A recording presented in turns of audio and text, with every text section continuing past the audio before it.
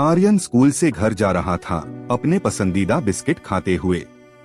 अचानक उसने एक भूखे कुत्ते को देखा जो उसे उम्मीद भरी नजरों से देख रहा था।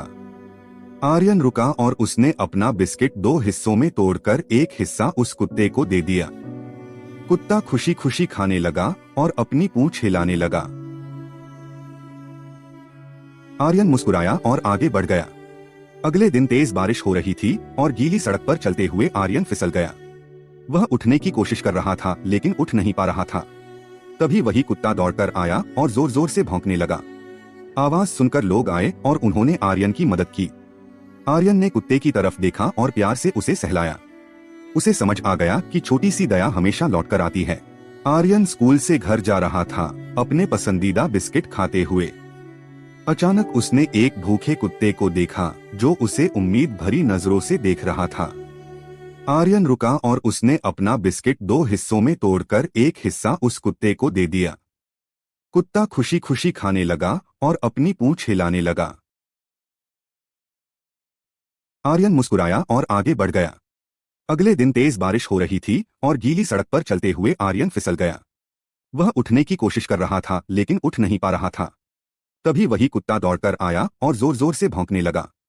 आवाज सुनकर लोग आए और उन्होंने आर्यन की मदद की। आर्यन ने कुत्ते की तरफ देखा और प्यार से उसे सहलाया। उसे समझ आ गया कि छोटी सी दया हमेशा लौटकर आती है। आर्यन स्कूल से घर जा रहा था अपने पसंदीदा बिस्किट खाते हुए। अचानक उसने एक भूखे कुत्ते को देखा जो उसे उम्मीद भरी नजरों से देख रहा था।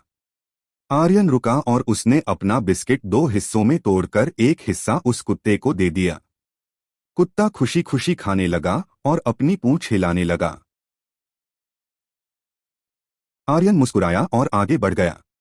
अगले दिन तेज बारिश हो रही थी और गीली सड़क पर चलते हुए आर्यन फिसल गया। वह उठने की कोशिश कर रहा था लेकिन उठ नहीं पा रहा था। तभी वही कुत्ता दौड़कर आया और जोर जोर से भौंकने लगा।